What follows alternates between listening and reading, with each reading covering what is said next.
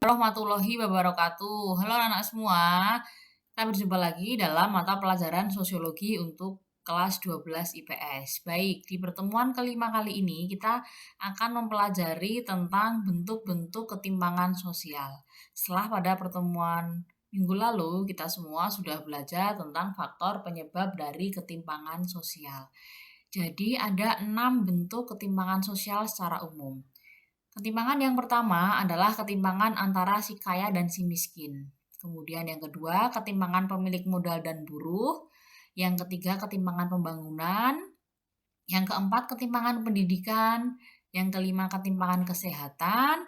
Dan yang keenam, ketimpangan budaya lokal dengan budaya global. Kita urai satu persatu ya. Baik, yang pertama di sini adalah ketimpangan antara si kaya dan si miskin. Nah, nanti ada video dalam YouTube ini yang bisa dilihat ya. Nah, jadi si kaya dan si miskin, ketimpangan di Indonesia memisahkan dua anak perempuan. Yang satu ikut keluarga kaya dan yang satu ikut keluarga miskin. Nah, tentunya berbeda antara anak yang diasuh oleh keluarga berada dengan anak yang diasuh oleh keluarga miskin. Dilihat dari gizinya, kemudian pola pendidikannya, kemudian pola asuhnya, kemudian budaya-budaya dan tradisi yang melekat dalam dua keluarga tersebut, dan sampai pada tingkat pendidikan dua anak yang diasuh oleh dua keluarga yang berbeda. Tentunya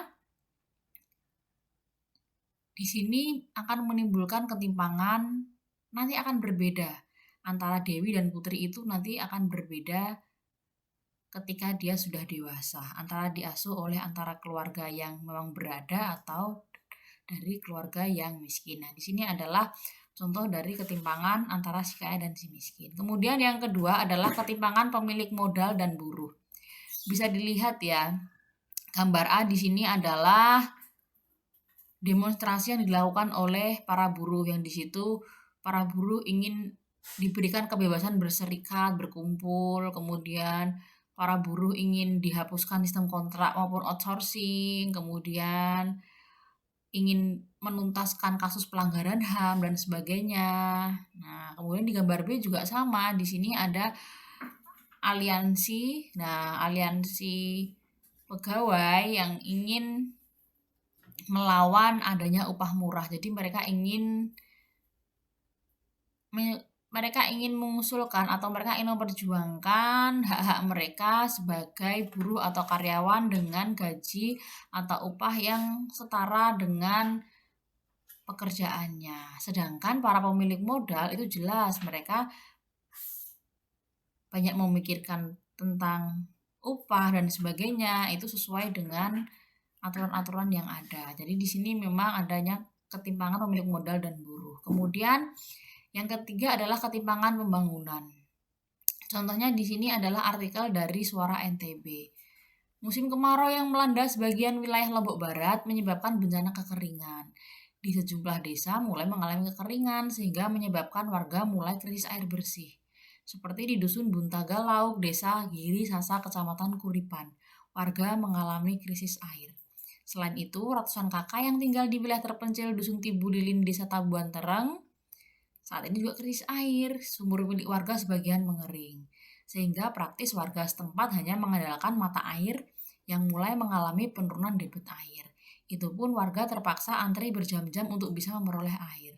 Bahkan warga hingga menginap di sumur hanya untuk antri memperoleh air. Kondisi kekeringan ini berparah sumur bor yang dibangun melalui bantuan Badan Geologi Kementerian SDM belum bisa dimanfaatkan warga lantaran belum dibangunkan instalasi pipa-pipa ke rumah warga. Nah, di sini adalah ketimpangan pembangunan. Di sisi lain di perkotaan, kota besar itu memang tidak ada pengaruhnya antara musim kemarau maupun musim hujan, tidak akan ada kekeringan air, sedangkan masyarakat-masyarakat pedalaman mereka perjuangan untuk mendapatkan air bahkan diperjuangkan hanya sampai antri berjam-jam, kemudian menginap di sumur hanya untuk memperoleh air. Kemudian di sini ada ketimpangan pendidikan. Ketimpangan pendidikan itu yang pertama karena pengaruh globalisasi. Kemajuan teknologi dan pembaharuan ilmu pengetahuan yang tidak bisa diikuti oleh lembaga pendidikan yang berada di daerah. Jadi ketika teknologi daring sudah melesat ya untuk masa pandemi kali ini, jadi di sekolah perkotaan itu sudah menggunakan berbagai macam platform-platform pembelajaran yang sangat-sangat digital, kemudian sangat-sangat canggih, tetapi di sisi lain di masyarakat pedalaman atau siswa-siswa pedalaman yang tidak memiliki gadget, bahkan sinyal tidak ada, mereka otomatis tidak bisa melaksanakan pembelajaran daring dengan maksimal. Ini adalah ketimpangan dalam dunia pendidikan. Kemudian pengaruhnya ada pembangunan infrastruktur pendidikan yang tidak merata. Hal yang paling menjadi permasalahan dalam pembangunan yang kurang merata adanya kondisi geografis yang berbeda-beda satu wilayah dengan wilayah lain. Nah, jadi infrastruktur pendidikan di daerah pedalaman yang memang berbeda dengan yang ada di perkotaan. Kalau anak-anak yang belajar di perkotaan seperti kalian itu belajarnya sudah di tempat yang nyaman, kemudian tidak bocor, kemudian di lantai yang bersih, kemudian di suasana yang nyaman dan damai, berbeda dengan anak-anak yang ada di pedalaman Bima misalnya, di ND, di sana mereka anak-anak belajar hanya dari atap rumbia, kemudian sekat-sekat papan, kemudian dialaskan tanah, lesehan, seperti itu. Itu kondisi ketimpangan dalam dunia pendidikan di Indonesia. Kemudian selanjutnya, faktor lain adalah ketersediaan tenaga pengajar. Tenaga pengajar terkonsentrasi di perkotaan saja, sedangkan di daerah pedesaan, pedalaman, terutama daerah perbatasan atau 3T sangat minim dan mengalami kekurangan. Sehingga mereka diajar oleh satu guru untuk 3 kelas. Seperti itu ya untuk anak-anak SD itu. Kekurangan tenaga pengajar jelas berdampak signifikan terhadap kondisi pendidikan yang ada di daerah tersebut. Kemudian faktor yang keempat adalah mahalnya biaya sekolah. Biaya pendidikan yang semakin tahun meningkat menyebabkan masyarakat yang kurang mampu sulit untuk mengakses pendidikan secara maksimal. Beruntungnya di sini untuk Indonesia sudah mewajibkan belajar untuk SD, SMP itu sudah gratis ya atau zero cost. Kemudian untuk di daerah tertentu kuliah maksud saya belajar di jenjang menengah SMA maupun SMK itu juga low cost atau zero cost. Jadi pemerintah di daerah tertentu itu sudah menggratiskan biaya sekolah seperti di SMA Grising ya. Jadi anak-anak juga tidak ada biaya sekolah yang perlu dikeluarkan oleh orang tua masing-masing. Jadi ini bisa menghindarkan dari ketimpangan pendidikan. Selanjutnya adalah ketimpangan di bidang kesehatan. Bisa dilihat ya di sini adalah dokter perahu atau klinik apung. Nah, di situ bisa terlihat seorang dokter sedang memeriksa beberapa pasien yang sedang antri di perahu. Karena memang lokasi dari masyarakatnya tidak terjangkau oleh fasilitas kesehatan yang ada seperti puskesmas maupun klinik-klinik, sehingga dibutuhkan tenaga kesehatan yang kemudian naik perahu menyeberangi lautan untuk bisa masuk ke dalam lokasi dari masyarakat pedalaman. Padahal mereka juga membutuhkan fasilitas kesehatan yang layak dari pemerintah. Jadi ketimpangan di bidang kesehatan itu yang pertama disebabkan biaya kesehatan yang mahal.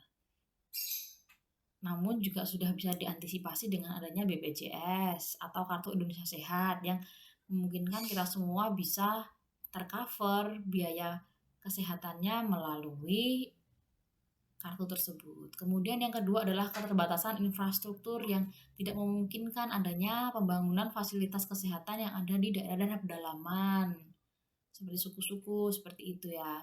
Kemudian yang ketiga terbatasnya tenaga medis. Jadi memang sama seperti tadi para pendidik yang lebih terkonsentrasi di perkotaan karena di perkotaan memang fasilitasnya lebih memadai ya, hanya ada beberapa tenaga medis yang memang mereka rela untuk ditempatkan di daerah pedalaman, kemudian mereka berjuang untuk meningkatkan kesehatan masyarakat yang ada di daerah pedalaman.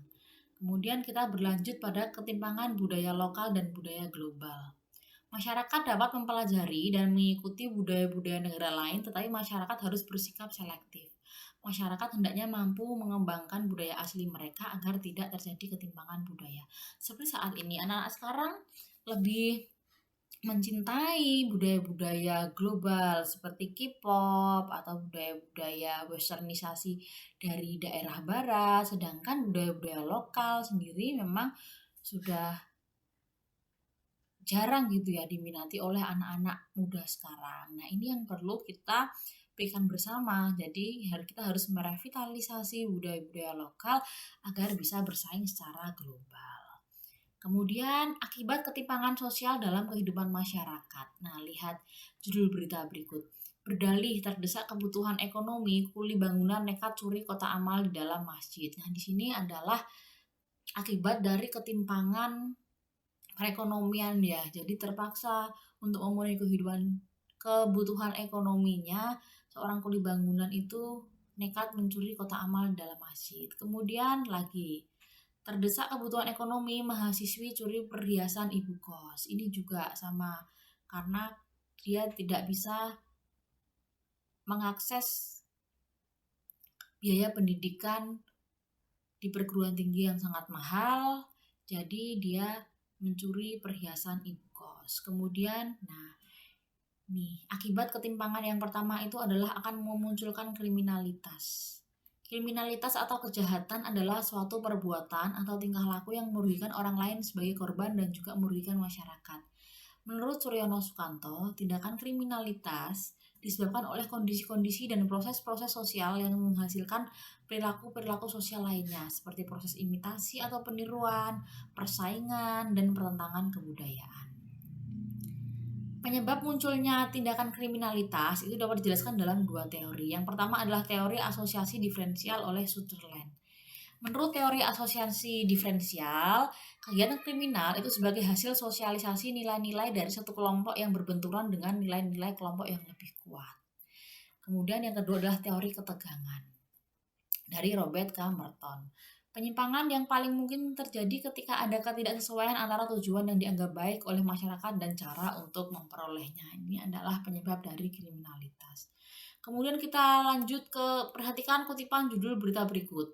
Ekonomi politik monopoli penguasaan tanah, kelas-kelas petani dan reforma agraria. Nah, akan terjadi monopoli. Jadi monopoli itu adalah suatu pengusahaan pasar yang dilakukan oleh seseorang atau perusahaan untuk menguasai penawaran pasar, seperti penjualan barang dan jasa di pasar, yang ditujukan kepada para pelanggannya. Monopoli juga sebagai akibat dari ketimpangan sosial yang akan mengganggu kesempatan produk-produk baru yang berkualitas hasil dari kreativitas masyarakat. Jadi sudah dibombardir oleh produk-produk buatan luar negeri yang harganya lebih terjangkau. Begitu ya, itu namanya monopoli, pengusahaan pasar. Kemudian akibat yang ketiga adalah kemiskinan, jelas ya. Kemiskinan itu merupakan keadaan seorang yang tidak sanggup memelihara dirinya sendiri sesuai dengan taraf kehidupan kelompok dan tidak mampu memanfaatkan tenaga baik mental maupun fisiknya dalam kelompok tersebut. Itu adalah orang-orang yang tergolong dalam miskin. Kemudian yang keempat, akibat yang keempat dari ketimpangan sosial adalah diskriminasi. Dalam Ensiklopedia Nasional Indonesia dijelaskan diskriminasi itu berasal dari bahasa Inggris yaitu discrimination yang artinya sikap atau tindakan membeda-bedakan. Menurut Setiadi, faktor penyebab munculnya diskriminasi adalah sebagai berikut. Yang pertama, adanya persaingan yang semakin ketat dalam berbagai kehidupan. Yang kedua, adanya tekanan dan intimidasi yang dilakukan oleh kelompok dominan terhadap kelompok atau golongan yang lebih lemah. Dan yang ketiga, ketidakberdayaan golongan miskin dan intimidasi yang membuat terpuruk dan menjadi korban diskriminasi. Diskriminasi itu membedakan gitu loh. Jadi ada golongan-golongan yang memang tidak terjamah oleh fasilitas yang harusnya mereka dapatkan. Itu diskriminasi. Nah, begitu anak-anak.